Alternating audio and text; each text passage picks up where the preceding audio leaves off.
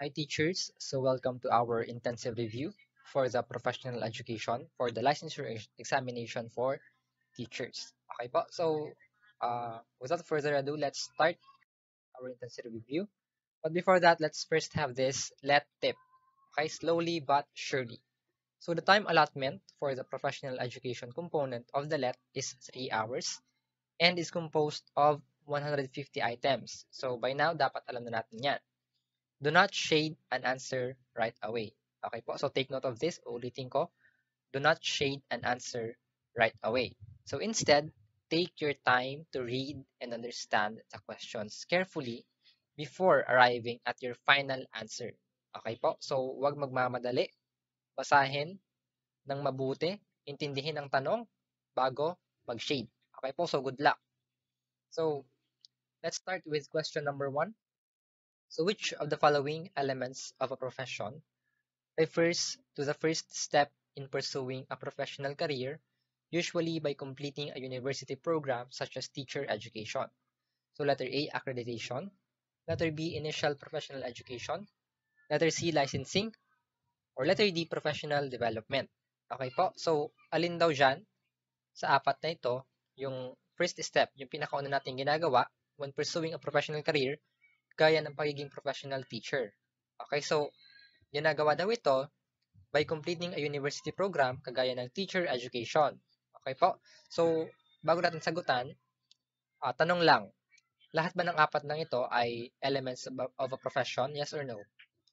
Lahat ba sila elements of a profession? So, tingnan nga natin. So, let's first review. Ano-ano ba yung mga elements of a profession? So, we have two. Okay po, two main elements of a profession. We have first, competence. Okay, when we say competence, yan yung galing, yan yung kakayahan mo bilang isang professional. Okay, so in our case, bilang isang professional teacher. And second is the code of ethics. So, uh, adherence or compliance with the code of ethics. So, ito yung mga dapat na ginagawa natin, mga dapat na hindi natin dapat ginagawa. Okay po, bilang isang professional. And we have also other elements of a profession. We have number 1, initial professional education. Okay po, ito na po yung ginagawa natin para yung tinitake natin sa college, okay, sa university, yung 4-year course natin, that's our initial professional education. Second is accreditation. Ito po yung ginagawa sa mga programs, okay, nag-undergo ng accreditation. So yung program po natin, yung ating halimbawa, Bachelor of Secondary Education or Bachelor of Elementary Education, yan po mga programs na yan is nag-undergo ng accreditation. Okay po. And third, we have licensing. So when we say licensing, ito na po yung ating let.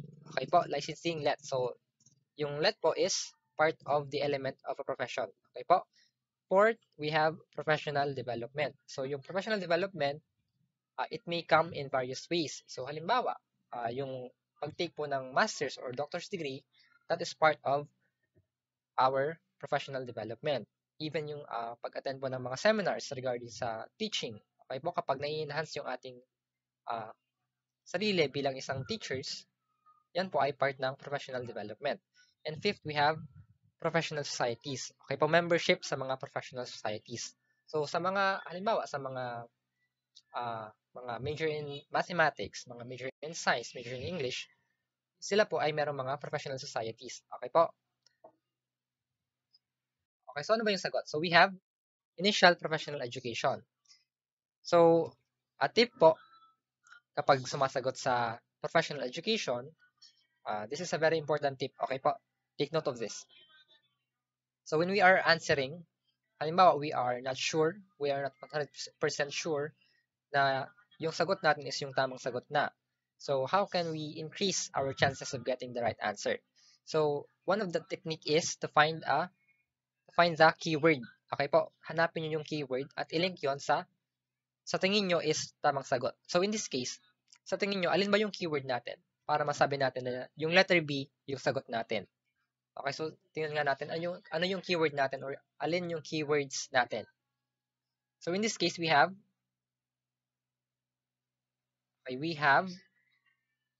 ito. First step. Okay po, bakit? Initial. Okay, initial, ano sa initial? Una. first step, initial. So, yan po yung ating keyword para masabi natin na yun yung tamang sagot natin. Okay po? So, sana na-gets. So, second, we have, okay, this is an easy question actually. So, this is a trivial question. So, kung hindi mo alam, hindi mo totally alam, so, most probably mali ka. And kung alam mo, syempre, 100% sure, you are correct. Okay po? So, during the American regime, who served as the first teachers in the Philippines? A. American politicians. B. American priests. C. American soldiers. Or letter D. American teachers. So, sino daw yung ating naging unang teacher sa Pilipinas noong panahon ng mga Amerikano? Okay po? So, sino ba? So, syempre, we have the American soldiers. Okay po? So, sila po yung ating unang naging teachers in the Philippines during the American colonization. Third, Republic Act 7836, also known as the Philippine Teachers Professionalization Act of 1994, was passed to realize which of the following purposes? Letter A. Promote fair and equitable education to students with and without disabilities and recognize teaching as a profession. Letter B. Promote quality education by proper supervision and regulation of the licensure examination and professionalization of the practice of the teaching profession. Letter C. Promote teaching as a profession and regulate the hiring of teaching personnel in areas where teachers are needed the most, such as in depressed communities. Or letter D. Promote teaching as a profession like any other profession regulated by a government agency and establish a licensure examination solely for graduates of education program. Okay, so another tip po habang nagre-review pa lang kayo. So, yung Prof Ed po, usually marami diyan na tanong na napakahaba po na babasahin. Okay po? So yung iba, marami yung nagsasabi na nakakaantok yung Prof Ed because of this. Kasi maraming babasahin, napakahaba ng babasahin. And yung time ng Prof Ed is uh, medyo lunchtime na. Okay, mga siguro uh, yung time na yon is nakakaantok na talaga. Okay, so yung technique dyan is dapat masanay tayong magbasa ng mahabang tanong. Okay, magbasa and magsagot ng mahabang tanong. So para po masanay na tayo when it comes to the actual board exam. Okay, kagaya nito. So ano ba yung sagot natin dito?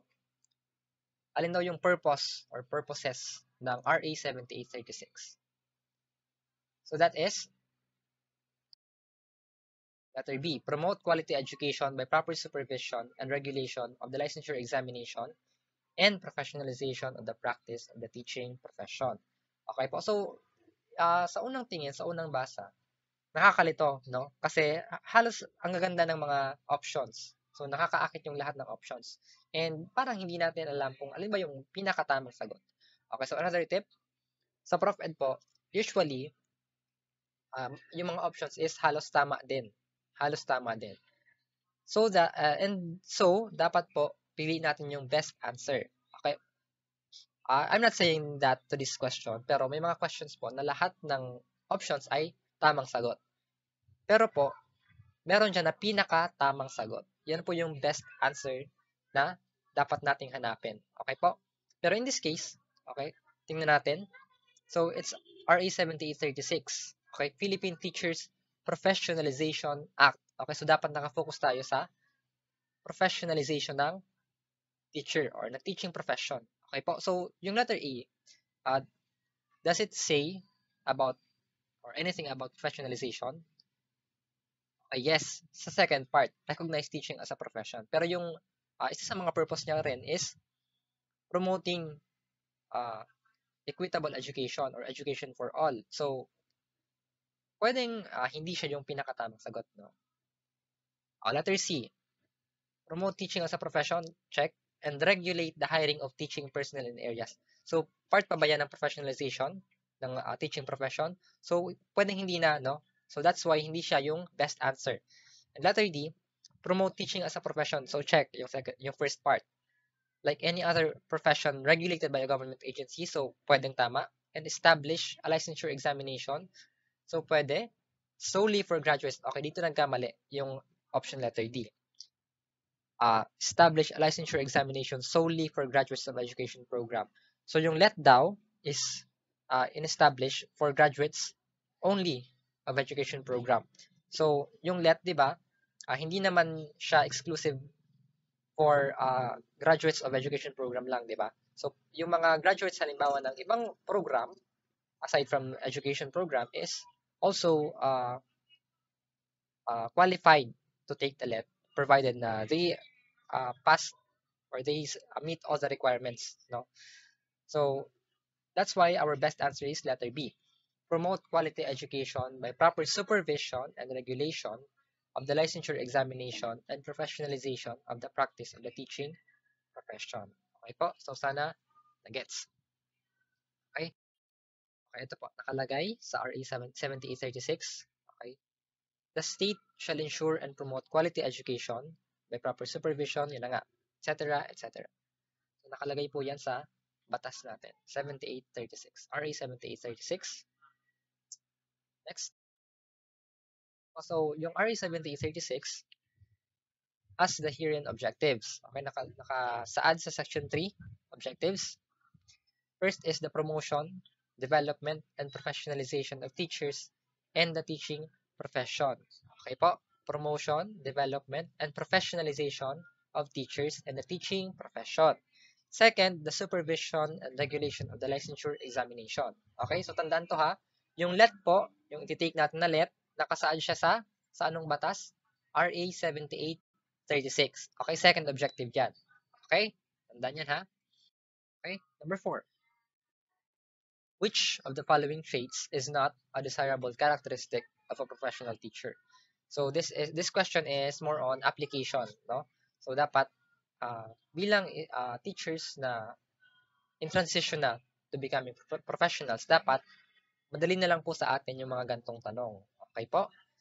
So letter A, Teacher Anna, who attends trainings and seminars to further improve her knowledge and skills in teaching. Letter B, Teacher Jeff, who believes that teacher preparation ends after completing his 4-year degree program in education. Letter C, Teacher Bea, who sees teaching as her calling and mission to help students and individuals reach their full potential. Or letter D, Teacher Mark, who refuses to participate in illegal gambling as it is against the code of ethics for professional teachers. Okay, so another tip when answering Prof. Ed questions. So, marami po yung nagkakamali pagdating dito. Kasi po, ano nangyayari? Nakakaligtaan nila yung word na not. Okay po, ito. So, ano yung best na gawin? So, yung best na gagawin natin dapat is, we encircle, we highlight the word not. Okay po, kahit naka-capitalize naman na siya, still, bilugan natin yung word na not para hindi natin makalimutan na yung yung exemption yung hinahanap sa tanong. Okay po? So, in this case, alin daw yung hindi desirable characteristic ng isang professional teacher? Okay, so, isa-isahin natin na. Letter A, si Teacher Anna, nag-a-attend siya ng trainings and seminars para ma-improve pa yung kanyang kaalaman and skills sa pagtuturo. So, desirable ba or hindi? So, this is desirable. So, check. Letter B, si Teacher Jeff, naniniwala siya na yung teacher preparation daw ends after completing his 4-year degree program in education. So, is this a desirable characteristic? Naniniwala siya na tapos na yung pagpe-prepare as teacher kapag nakagraduate na siya. So, not. Okay? So, hindi. So, dyan po, usually, ang ginagawa natin is, sinasagutan na natin yung letter B. Kasi, nakita na natin yung tamang sagot. Pero, okay po, ito yung isa sa mga mistake. Dito din po nangyayari yung mga errors ng mga sumasagot. Kasi po, again, kagaya ng sinabi ko kanina, usually, yung options po, lahat po yan, either halos tama or halos mali. Kaya kapag not, okay po. So, dapat, hahanapin pa rin natin yung best answer. Okay, so dapat lahat ng options ay i-consider natin, babasahin natin. Okay po. So, kahit Okay, letter B tama na. I-consider pa rin natin yung letter C para 100% sure tayo na yun talaga yung tamang sagot, yung hinahanap ng tanong. Okay po? So, letter C. Teacher Bea, who sees teaching as her calling and mission to help students and individuals reach their full potential. Okay, so para kay Teacher Bea, yung teaching is her calling and mission. Para matulungan yung mga students and yung individuals para ma-reach yung kanilang full potential. So this is a desirable characteristic. So tama. Letter D. So Teacher Mark who refuses to participate in illegal gambling. So si Teacher Mark ayaw niyang mag-participate, mag-join sa mga illegal gambling kasi against yun sa Code of Ethics for Professional Teachers. So is this a desirable characteristic? So yes. Okay. So by doing this, sure tayo na tama yung sagot natin. Okay? Na 100% sure tayo na tama yung sagot natin ng letter B. Okay po? And don't worry kasi hindi ka mauubusan ng time sa Prof Ed. Prof Ed is 3 hours. Okay po? Hindi ka mauubusan ng oras magbasa and mag-review ng sagot mo. Okay? So, that's for number 4. Number 5. Okay, number 5. Newly PRC registered teachers are commonly known as beginning teachers based on which of the following frameworks? Okay, saan ba nakasaad na framework yung beginning teachers na term? Letter A, Magna Carta for Public School Teachers. Letter B, Code of Ethics for Professional Teachers. Letter C, Philippine Professional Standards for Teachers. Or letter D, Continuing Professional Development Act of 2016. Okay, saan ba? So this is an easy question na. So dapat by now alam mo na to. So A, B, C, or D.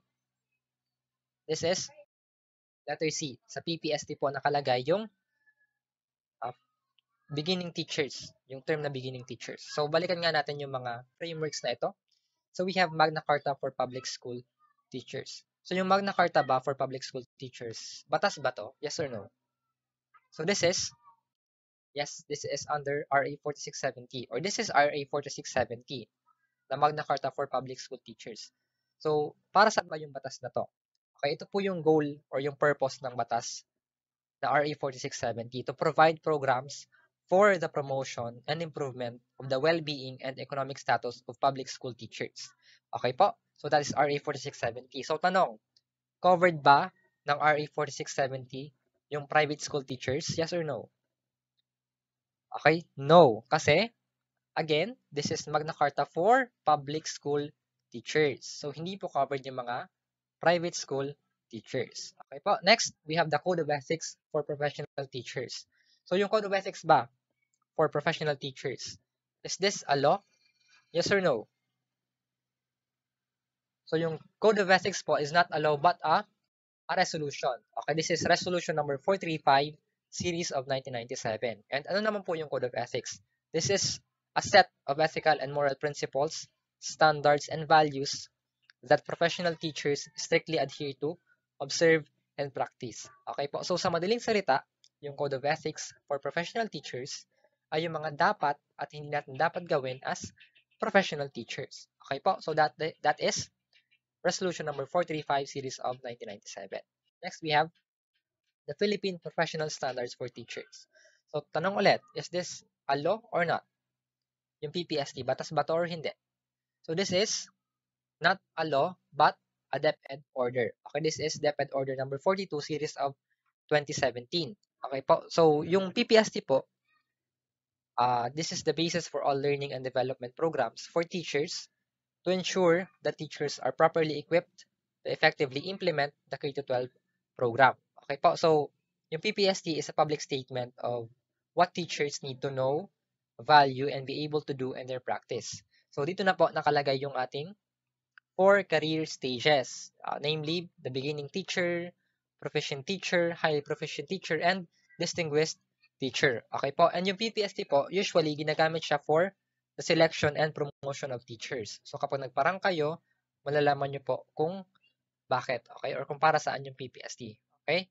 So balikan lang natin yung 4 career stages na nakapaloob sa PPST. Okay, ano nga yung una? We have the career stage 1 or beginning teachers. Okay, sa career stage 1 po, or beginning teachers, so sa case natin, mga baguhan pa lang, kapag pasado na tayo and kapag natanggap na tayo, Yung classification natin is that we have gained the qualifications recognized for entry in the teaching profession. Okay? Tandaan ha, gained the qualifications recognized for entry in the teaching profession. So that is for the career stage 1 or beginning teachers. Ano yung next? That is the career stage 2 or the proficient teachers. Okay po? So yung mga proficient teachers, they are professionally independent in the application of skills vital to the teaching and learning process. Okay, kung sa beginning teachers, we have uh, qualifications recognized for entry. Sa proficient teachers naman, tandaan natin yung word na independent. Okay, professionally independent. Yan yung ating tatandaan for proficient teachers. Again, career stage 1, we have beginning teachers. Career stage 2, we have proficient teachers. Career stage 3, we have next, we have the highly proficient teachers. So, they consistently display a high level of performance in their teaching practice. Okay po, so ano yung tatanda natin na term when we say highly proficient teachers? So, aside from high level of performance, yung mga highly proficient teachers po, they work collaboratively with colleagues and provide them support and mentoring. Okay? Tandaan po ito ha, yung mga nasa career stage 3 na po, they provide mentoring and support to enhance their learning and practice. Okay? To enhance the learning and practice of their colleagues. Okay po, yan yung tatandaan natin for highly proficient teachers. They provide support and mentoring. Okay? And lastly, we have the distinguished teachers, the career stage 4. Okay po? So they embody the highest standard. Okay po? Highest standard. Kasi nga siya na yung pinakamataas na career stage for teaching grounded in global best practices. Okay po? So yung mga distinguished teachers po, they are recognized as leaders in education. Tandaan ha? They are recognized as leaders in education, contributors to the profession, and initiators of collaborations and partnerships. So those are our career stages indicated in the PPST or the Philippine Professional Standards for Teachers. Next, we have the Continuing Development Act of 2016. So, batas ba to or hindi? Siyempre, this is a law kasi nga act. Okay po? So, this is RA 10912, the CPD Act of 2016.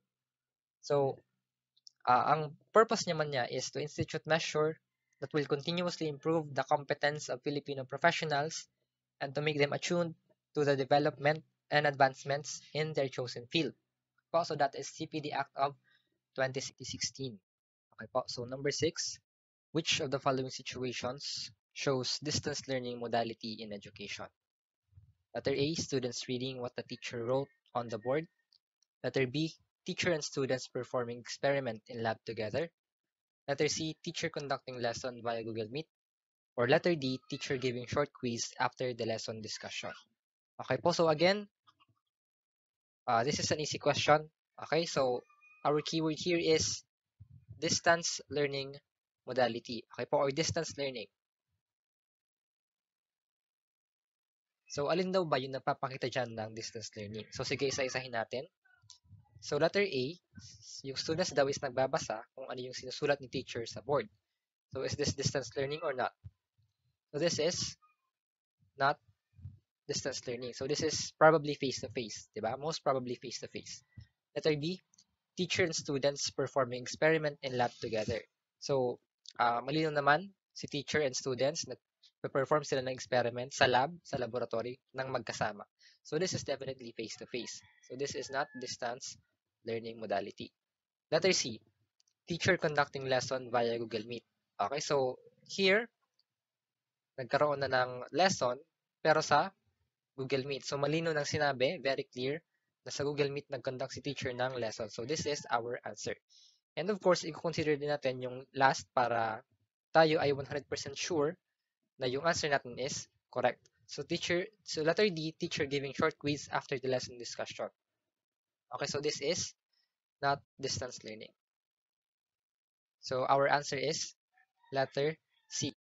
Okay po, so letter C, teacher conducting lesson via Google Meet. Number 7.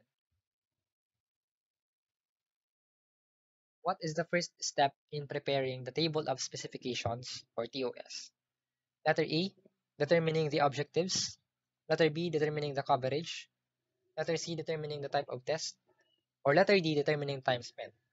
Okay, so dito po, medyo mahirap siyang tanong. Kasi po, maraming sources yung nagsasabi na ito daw yung tamang sagot, tapos may iba naman na sources na nagsasabi na ito naman yung tamang sagot. Okay, so that's why this can be a bit confusing for many of us. Pero ano nga ba yung first step in preparing the table of specifications? Pag-determine ba ng objectives? Pag-determine ng coverage? Pag-determine ng type of test? Or pag-determine ng time spent? Okay, so let's answer this via process of elimination. So, alin ba yung pwede nating unang tatanggalin dyan na hindi naman talaga siya first or second step in preparing the table of specifications? So, that is, tanggalin natin yung letter. Tanggalin natin yung letter C. Okay?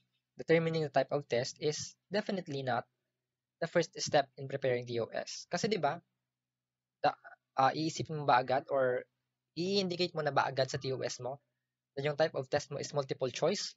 So syempre hindi, 'di ba? So tanggalin natin 'yan. So determining alin yung pangalawang tatanggalin natin? That is determining the time spent. Okay po? Tatanggalin natin 'yan kasi definitely mas nauna diyan yung objectives. Okay po? Kasi nga syempre yung time spent is later on na natin siya ini-indicate sa TOS. So, we are left with options letter A and letter B. So, alin ba dyan yung best answer? Okay, again, best answer. First step. So, ito na po yung sinasabi ko kanina. Okay, na may mga ibang reviewers na sinasabi ng first step in preparing the TOS is determining the objectives. Okay? May iba naman na nagsasabi na determining the coverage. Now, ano yung pinakatamang sagot? Okay, so for me, ito po yung best answer. So, tingnan natin yung, okay, so that is determining the coverage. Hindi po objectives. Okay po, so bakit? Tingnan natin ito. This is a template of a TOS in Department of Education. Okay po, so I don't know if pare-parehas. So, syempre, hindi naman talaga exactly pare-parehas yung format. Pero po, yung, kumbaga, yung general format is ganito po. So, tingnan nyo po kung alin yung nauna dyan. Okay, alin ba yung nasa first column? That is area or major topic.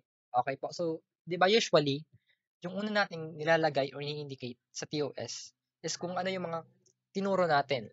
Ano yung mga major topics na tinuro natin. Okay po. So, because of that, syempre, mas nauuna po yung coverage natin bago natin nilalagay yung objectives, specific learning competencies for that specific topic. Okay po? So, topic muna and then objective for the topic. And then yun na po yung time spent or number of recitation or days. Okay po?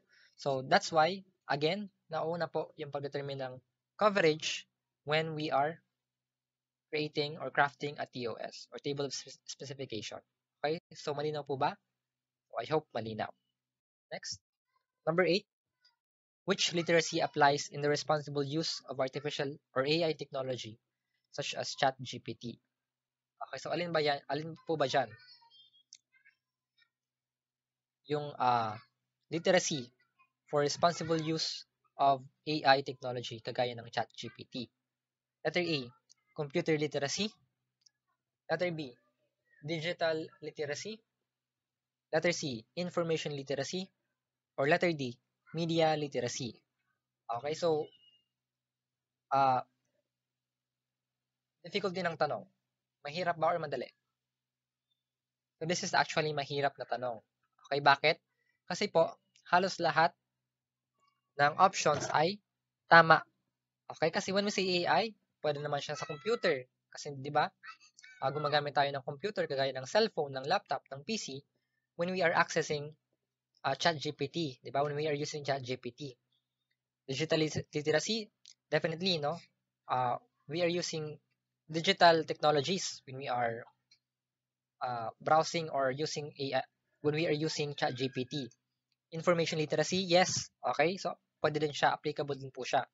Kasi, again, kapag gumagamit tayo ng AI, dapat sinusuri pa rin natin yung information na binibigay ng AI kung accurate ba, kung tama ba. Okay? Dapat grounded siya or based siya sa research. Okay? Dapat validated, dapat yung ating nakukuhang information galing sa ChatGPT. Okay? That's why pwede din na mag-apply yung information literacy. And media literacy pwede din po. Okay? Use of different medium or media when accessing information. So this is also applicable for ChatGPT. Pero again, ang hahanapin natin dito is yung best answer. Okay po? So alin ba yung best answer dito? Okay, so tingnan muna natin yung definitions of each literacy. Okay? So we have computer literacy. So when we say computer literacy, this is the ability to efficiently use computers and modern technology. Okay? Tandaan ha, computer literacy, ability to efficiently use computers and modern technology. Kapag naman sinabi natin digital literacy, this is the ability to navigate, evaluate, and communicate information online or in a digital format. Okay? That's for digital literacy.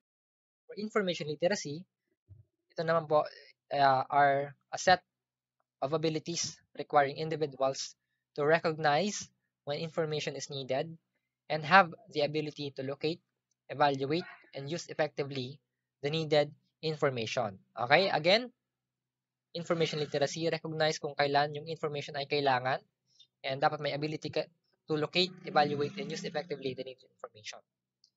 And we have media literacy.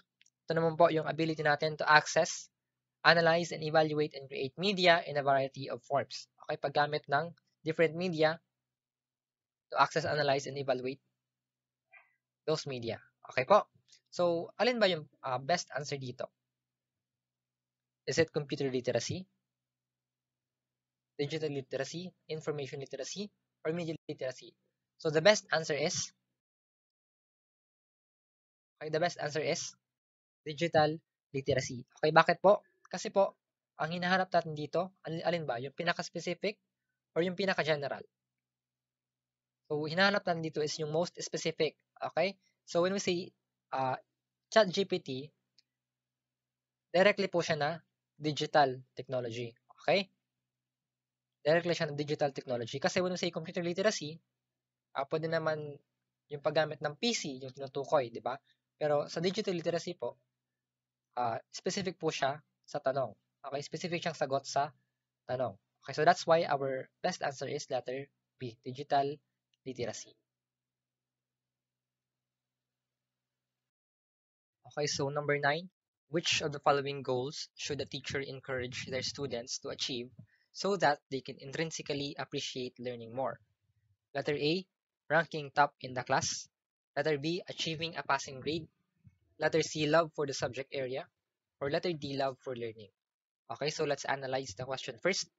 Alin daw sa mga goals na ito ang dapat na ini-encourage ni teacher sa kanyang students para ma-achieve ng mga students yung intrinsic appreciation sa learning. Okay? So, hindi siya dapat, kumbaga, kabaliktaran ng intrinsic, that is extrinsic motivation. Dapat siya ay intrinsic motivation, not intrinsic motivation. So, alin ba dito yung nagpapakita ng goal, which is intrinsic? Okay, so letter A, yung ranking ba, yung pagiging top ba sa class is intrinsically inclined, or is it intrinsic motivation or extrinsic? So this is extrinsic motivation, di ba? So that is external motivation. Letter B, achieving a passing grade. So parehas din. This is extrinsic motivation. Letter C, love for the subject area. So this is extrinsic or intrinsic. This is actually intrinsic motivation, di ba? Or letter D, love for learning. So extrinsic or intrinsic. This is also intrinsic, okay, motivation. Or intrinsic goal. Okay po? Or intrinsic characteristic ng bata. So, we have two probable answers. Letter C or letter D. So again, kapag sa Prof Ed po, we always find ang goal natin is to find the right or the best answer. So between C and D, alin ba sa tingin nyo yung best answer dyan? So of course, that is letter D. Okay po, love for learning. Kasi po, hindi lang dapat love for the subject area yung ini-inculcate natin sa ating students. Hindi lang dapat sa subject natin yung favorite nila. Dapat po, yung pagkatuto, yung maging ultimate goal natin sa kanila, yung ma-appreciate nila, magustuhan nila na natututo sila, okay, that they are learning. Not only for our subject area, not only for one or two subjects, but sa pagkatuto in general. Okay po, so that's our answer. Letter D, love for learning. Next, number 10. Who among the following teachers demonstrate differentiated instruction in teaching? Letter A, Teacher Ryan with a one-size-fits-all approach in teaching. Letter B, Teacher Bea who gives her students uniform assessment strategy. Letter C, Teacher Jen who considers the individual capabilities of her students when teaching. Or letter D, Teacher Bong who reuses his test papers from the previous school year. So again, sa Prof Ed po, para mas mapadali yung pagsagot natin, we need to look for the keyword or the keywords. Okay, so in this case, sa number 10, alin ba yung ating keyword or keywords? Okay, that is differentiated instruction. So let's analyze the options one by one ulit.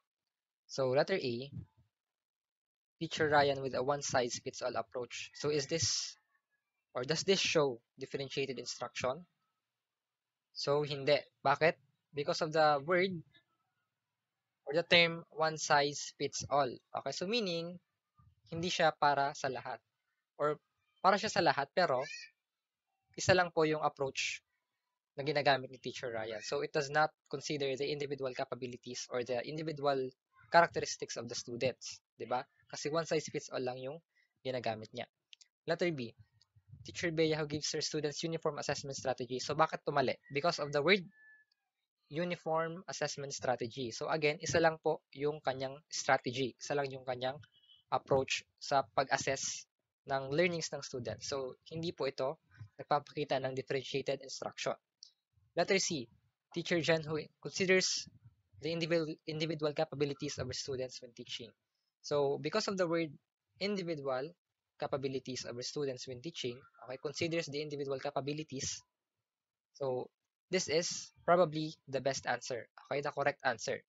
Pero again, let's consider the option D. Okay, so si Teacher Bong who reuses his test papers from the previous school year. So mali ba siya or tama? Mali ba yung method niyang ito? So this is not an advisable method kasi nire-reuse niya yung test papers niya from the previous school year. So bakit no mali? It's because iba naman po yung student niya last year compared sa students niya at present, di ba? So pwedeng yung natutunan ng students niya last year is iba naman sa natutunan ng students niya this year. So that's why hindi siya differentiated instruction. Hindi siya nagpapakita ng differentiated instruction. Because hindi para sa students niya at present yung assessment method na ginagamit niya. Okay po? So, the correct answer is letter C. Okay, si Teacher Jen who considers the individual capabilities of her students when teaching. Okay po? So, I hope that's clear. Number 11. What philosophy is shown by a teacher who believes that students should be actively engaged in discovering knowledge through their own experience? A. Behaviorism, B. Essentialism, C. Pragmatism, or D. Progressivism? So, alin ba? Alin ba yung philosophy na pinapakita ni teacher kung saan siya ay naniniwala na yung mga estudyante should be actively engaged? Okay, dapat merong active learning na nagaganap para sa kanilang pagkatuto. Okay? Discovering knowledge through their own experience. Okay, so alin ba? So, ang keyword natin is alin ba? Okay, discovering knowledge through experience. Okay po? So, experiential learning. Alin ba dyan yung philosophy na nagpapakita ng experiential learning? Sige nga. So, that is, okay? So, isa-isahin muna natin yung mga philosophies na nabanggit sa options. So when we say behaviorism, si students is natututo through their interactions with the environment. Okay? Behaviorism, how students learn through their interactions with the environment. So basically, when you modify the environment, you also modify the behavior of the student.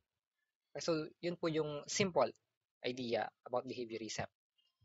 When we say naman essentialism, it emphasizes the importance of teaching basic skills and knowledge. Kaya nga siya tinawag na essentialism from the term essential. Okay, essential, basic. Okay, basic skills and knowledge yung importante sa philosophy na essentialism. When we say pragmatism, this is teaching of practical skills and their application in real world situations. Okay, again, from the term pragmatic, pragmatism, practical skills. Okay, practical, pragmatism. And when we say progressivism, this is the development of the whole child through hands-on learning, experimentation, and play. Okay, so progressivism, hands-on learning, active learning, experimentation, and play. Okay po, so yan po yung ating philosophies or philosophical foundations of education. So alin ba yung tamang sagot natin? Behaviorism, essentialism, pragmatism, or progressivism? That is, of course, progressivism. Okay po? Knowledge discovery through their own experience or experiential learning, hands-on learning. Okay? So number 12, which of the following remarks of a teacher promotes a constructive process for students after a performance assessment? Okay, so alin daw dito yung constructive approach or constructive process para magbigay ng feedback or remark kay student or sa students pagkatapos ng kanilang performance assessment. So halimbawa, nagpa-role play ka. Okay? Si teacher ka, nagpa-role play ka. So alin ba yung dapat dito yung dapat mong sinasabi sa students mo? Okay, letter A, you will tell your student na you can still improve your performance next time. Letter B, sasabihin mo sa student mo na you performed poorly on the task assigned to you. Letter C, that is not what I expected to see from you. Or letter D, you don't have the talent to make it work out. So alin ba dyan yung tamang sagot? Alin ba dyan yung dapat na sinasabi natin sa students natin? Or paano natin dapat sinasabi sa students natin? So sige, isa-isahin natin. Letter D. Okay, let's start with letter D. You don't have the talent to make it work out. O wala kang talent. So dapat ba sabihin natin sa students natin na wala silang talento para gawin yung bagay na yon? So definitely mali, 'di ba? Kasi instead na ma-motivate yung student na galingan pa sa next time or imbes na may improve niya yung kanyang performance next time, hindi niya na gagawin kasi nga you already shut down yung kanyang kayang gawin. Kasi sinabihan mo siya ng walang talent. So, yan po ay mali. Letter C, hindi daw yan yung in-expect ko sa iyo. Okay, so basically, sinabi mo sa kanya yung disappointment mo. So, tama ba yun? Nasabihin natin na disappointed tayo sa kanila. Hindi yun yung inaasahan natin makita sa kanila. Siyempre, hindi, di ba? Although may mga teachers talaga na nagsasabi ng ganito, di ba? Letter B, you performed poorly on the task assigned to you. So, again, instead na magbigay ka ng constructive feedback, sinabi mo sa kanya na kumbaga, they perform poorly. So, hindi magaling yung kanilang performance kapag ganon. Kapag ganito yung pagkakasabi mo. So, again, hindi po ito constructive. And mali ito na sabihin sa students. So, ano ba yung tamang sabihin? Okay, ito po, letter A. Kapag they perform below average or kapag hindi sila nag-perform excellently, hindi pasok sa banga, kumbaga, ito yung pwedeng sabihin. You can still improve your performance next time. Okay po? Para next time, syempre, mag-improve yung student, mag-grow yung students by saying this feedback. Okay po? So, pag pong sasabihin yung BC and D sa students natin ha, dapat po yung approach natin, yung way natin ng pagsasabi is kagaya ng sa letter E. Okay? You can still improve your performance next time. Number 13. Which of the following statements best shows inclusivity in education? Again, what's our keyword here? That is inclusivity. Okay, so alin ba dyan yung nagpapakita ng inclusive education? Letter A, giving special and appropriate instruction to children with special needs. Letter B, accepting children with disabilities in regular classroom setups. Letter C, providing equal opportunities in learning to all children regardless of their status. Or letter D, assigning easier level of tasks and assessments to children with special needs. Okay, so this may seem like a simple question, like an easy question to answer. Pero I bet na marami yung magkakamali dito. Okay, bakit? Kasi halos lahat naman ng options ay tama naman pakinggan, tama naman basahin, di ba? Pero let's analyze kung alin ba yung best answer. Again, sa Prof. Ed po kapag nagsasagot ng tanong, lagi nga hanapin yung best answer. Okay? So let's analyze. Letter D, assigning easier level of tasks and assessments to children with special needs. Okay, so ano yung focus sa letter D? Children with special needs. Okay? Children with special needs. Letter A, giving special and appropriate instruction to children with special needs. Again, yung focus ng, yung type ng learner na focus ng letter A is children with special needs. So, may mali ba dito? Wala. Okay, wala naman mali sa letter A and sa letter D kasi binibigyan mo ng special and appropriate instruction yung mga bata according to their needs. Okay, especially kapag children with special needs yung learner mo. Okay, so tama po yung letter A and letter D. Tama yung sense na sinasabi nila. Letter B, accepting children with disabilities in regular classroom setups. So, mali ba ito? Tama po. Okay? Tinatanggap mo yung estudyante mo na may disability sa regular classroom setup. So, this is definitely tama. Letter C, providing equal opportunities in learning to all children regardless of their status. So, tama ba ito? Of course, tama kasi nga, you provide, okay, equal opportunities in learning sa lahat ng bata, sa lahat ng learners, regardless of their status. So, alin na ngayon yung best answer dyan?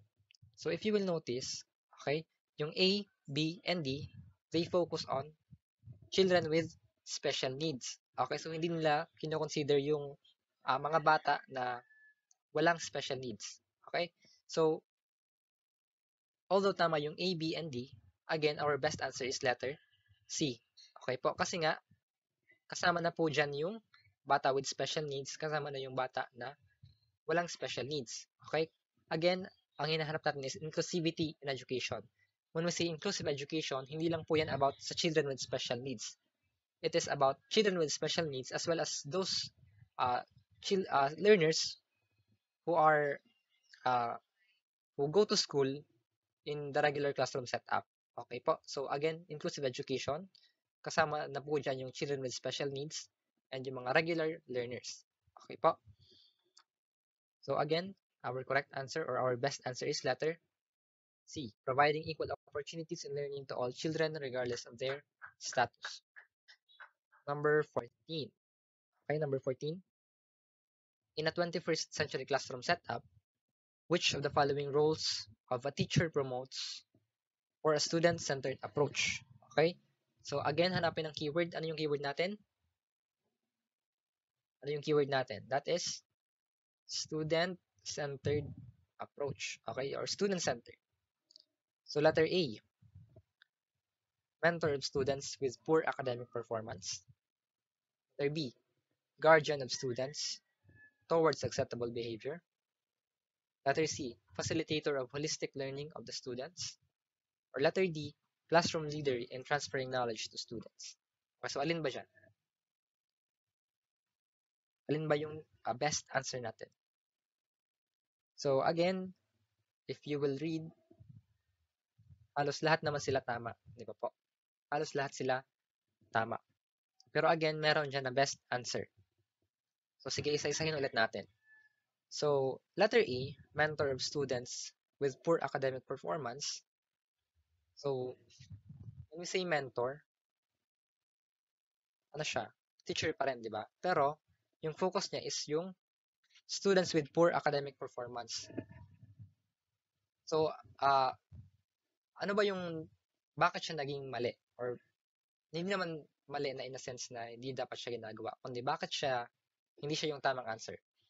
Because nakafocus lang yung teacher sa students with poor academic performance. Okay, again, dapat po, kapag student-centered approach, dapat po inclusive rin. Okay po, so, ikaw po as a teacher, dapat hindi ka lang nag-focus sa students mo na may poor academic performance. Halimbawa, teacher ka. So, dapat po lahat ng students mo is kinoconsider mo rin.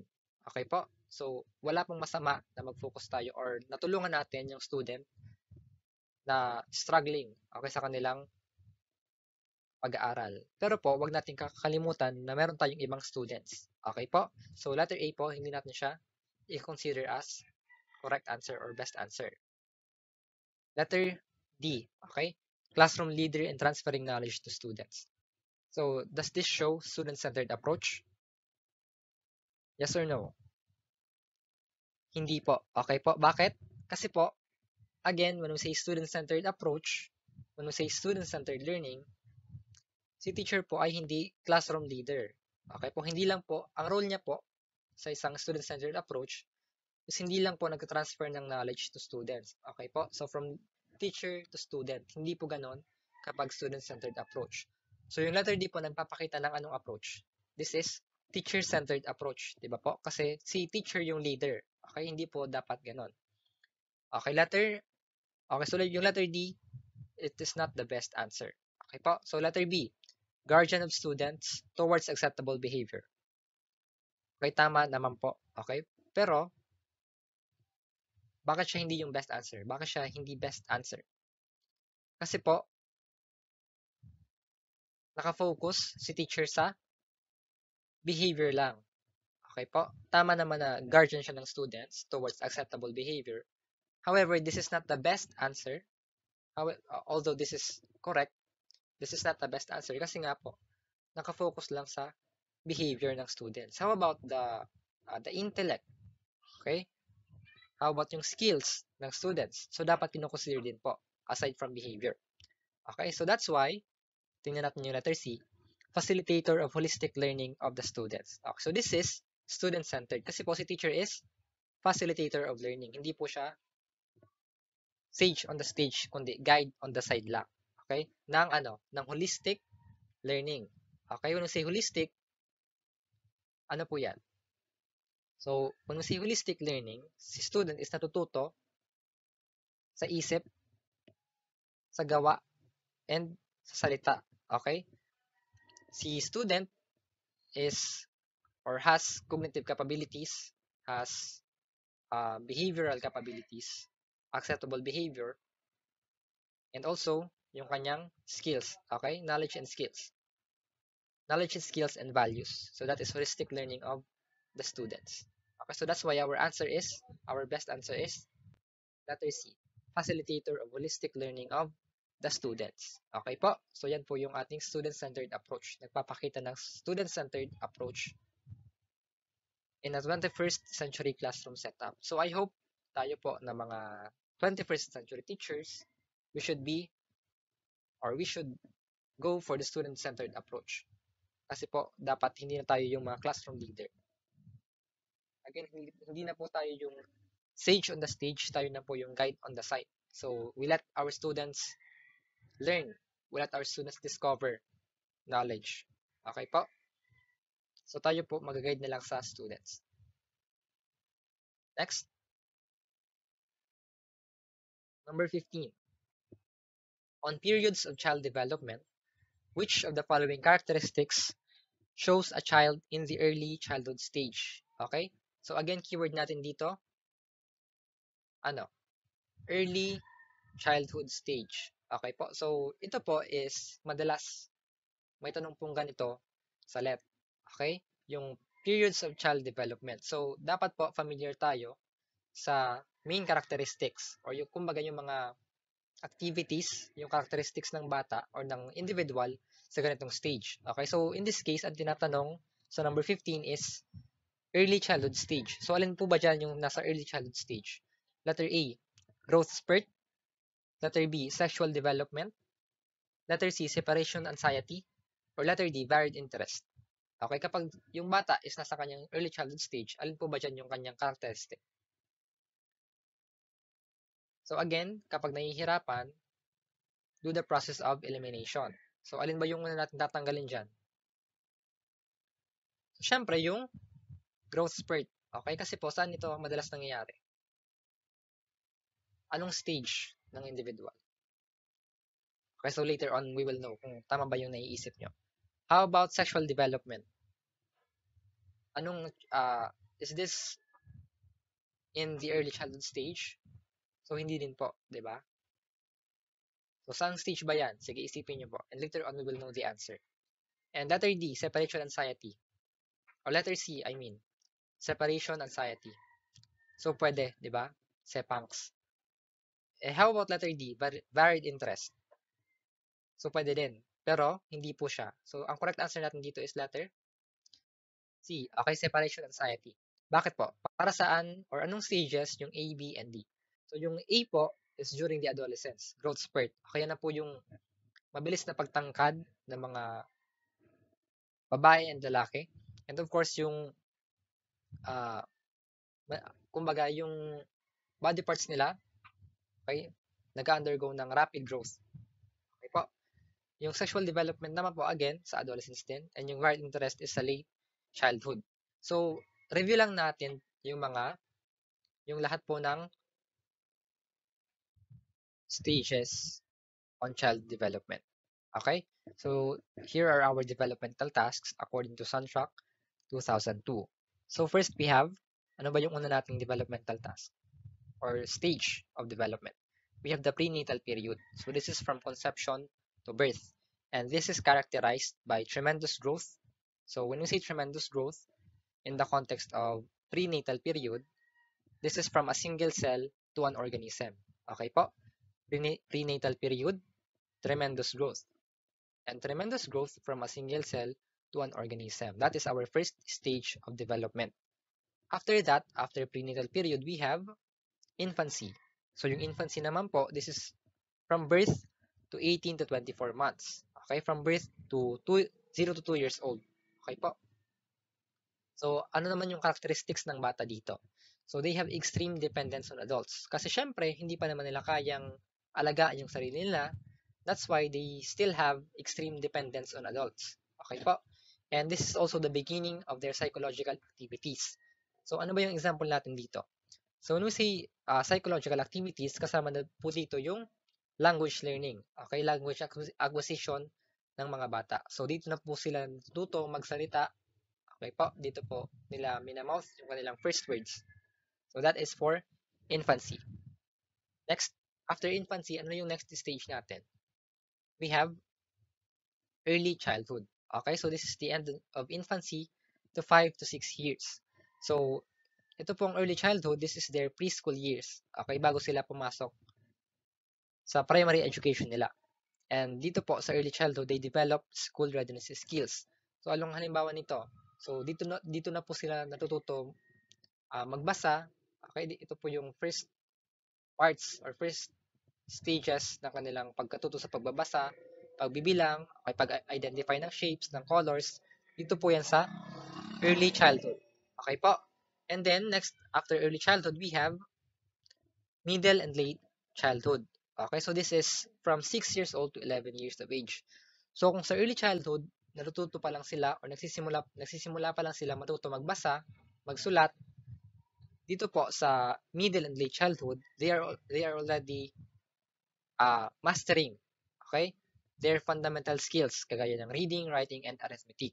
Okay po, so kapag 6 to 11 years old na yung bata, dapat bihasa ng magbasa, magaling na magsulat, and alam na po yung fundamental operations natin, yung addition, subtraction, multiplication, and division. Okay po, so that's for middle and late childhood. So after that, ano yung next stage natin? Next stage natin is we have adolescence. Okay, so this is from 10 to 12 years of age, ending up to 18 to 22 years of age. So this is characterized by rapid physical changes. Okay, so dito na po tumutubo yung mga buhok sa iba't ibang parts ng katawan natin. Dito din po nagkakaroon ng pagbabago sa boses ng mga lalaki, pagbabago sa physical features ng katawan ng both girls and boys. And of course, dito na din po tumatangkad yung mga lalaki especially. And yung mga babae din, syempre. Okay, so dito na po nangyayari yung tinatawag nating growth spurt, okay, during the adolescence period. And of course, sa adolescence din po, This is also characterized by pursuit of independence and identity. So yung mga bata, dito na po humihiwalay, nagiging emotionally unattached sa mga parents, di ba? Kasi nagkakaroon na sila ng sariling mga circle of friends. So nagkakaroon na sila ng sarili nilang pagkakakilanlan. Hinahanap nila yung kanilang sariling identity. Okay? So hindi na sila masyadong nagre-rely sa parents nila. And dito rin po pwedeng magsimula magtrabaho yung mga bata o yung mga individual. Kasi nga up to 18 to 22 years of age. Okay, pursuit of independence and identity. So that's for adolescence. Next we have early adulthood. Okay, so this is from late teens or early 20s lasting through 30s. Okay, early adulthood. So dito po is ini-establish na po yung personal and economic independence. So basically nagtatrabaho na po, mayroon ng trabaho. Okay po? And dito din po sa stage na to is kinakasal. Usually yung mga tao, yung individuals, and they are starting a family.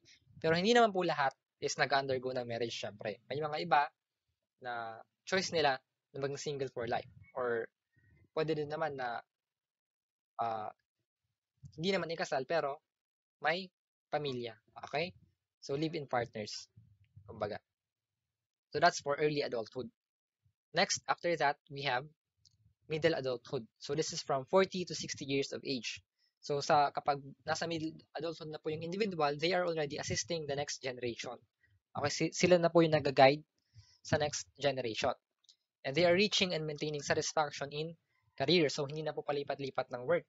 Okay? So satisfied na sila sa kanilang career and kinukonsider na nila yung retirement. Okay? So sa anong stage mo nagre-retire? Dito po sa late adulthood. Okay po, so this is from 60s and above. So they are already adjusting to their decreasing strength and health. Mayroon na mga maintenance na iniinom. Okay?